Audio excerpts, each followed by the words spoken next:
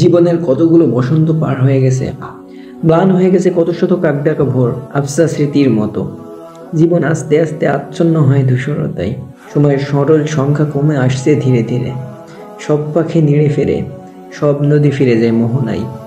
তবু কিছু মানুষ ভ্রান্তির মায়াজাল ভেদ করে ফিরে আসতে চায় না।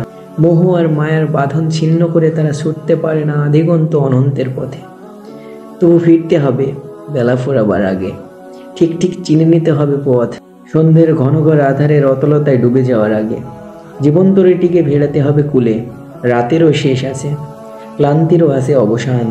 জীবনের জড়তার জোয়ার ছেড়ে নতুন করে একবার, শুধু একবার জ্বলে উঠতে হবে, নিজেকে আরেকবার ঝালিয়ে নিতে হবে, তবে ডুব দেওয়া যাক আজ।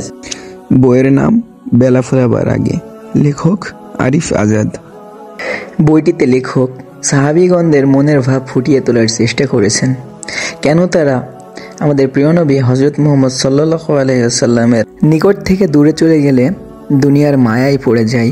আবার কখনো বা লেখক তার লেখার মাধ্যমে ফুটিয়ে তুলতে চেষ্টা করেছেন আল্লাহর প্রিয় নবী ও তার রাসূলদের কষ্টকর জীবনধারার কথা, যেমনটি ঘটেছিল হযরত ইউসুফ আলাইহিসসালামের সাথে, হযরত ইউনুস আলাইহিসসালামের সাথে, হযরত ইয়াকুব আলাইহিসসালামের সাথে এবং আমাদের প্যারা নবী হযরত মুহাম্মদ সাল্লাল্লাহু আলাইহি ওয়াসাল্লামের সাথে।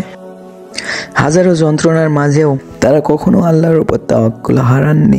লেখক কখনো বা তার লেখার মাধ্যমে আমাদের স্মরণ করিয়ে দিয়েছেন মৃত্যুর কথা। নিশ্চয়ই সকল প্রাণী মৃত্যুর স্বাদ গ্রহণ করবে। আমাদের নিশ্চয় আইয়ুব আলাইহিসসালামের কথা মনে আছে, কি কঠিন রোগটাই না দিয়েছিলেন আল্লাহ রাব্বুল আলামিন তাকে। তারপরও আইয়ুব আলাইহিসসালামের ছিল না কোনো অভিযোগ, ছিল না কোনো আত্মগম্ভীরতা। তার দোয়াতে কেবল ছিল বিনয় আর ভরসার অনন্য সমন্বয়। তিনি বলেননি, হে আল্লাহ, আমি কষ্ট পাচ্ছি, আমার কষ্ট কমিয়ে দিন। তিনি বলতে পারতেন, মাবুদ, রোগের কারণে আমি দিনের দাওয়াত দিতে পারছি না, আমাকে আপনি আরোগ্য দিন। তিনি এরকম বলেননি। তিনি কেবল আল্লাহর সেই গুণের দ্বারা তার প্রশংসা করেছেন, যে গুণের উল্লেখ কোরআনের একবারের প্রথম সূরাতে আমরা দেখতে পাই। আইয়ুব আলাইহিস সালাম বলেছেন, আপনি তো দয়ালুদের মধ্যে শ্রেষ্ঠ দয়ালু।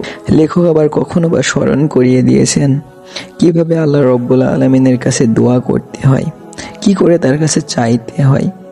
এত কিছু আমাদের সামনে থাকার পরেও আজ আমরা দিনের ব্যাপারে কেন এত উদাসীন? তবে চলুন না, আজ থেকে শুরু করা যাক নতুনভাবে, নতুন রূপে, বেলা ফোরাবার আগে।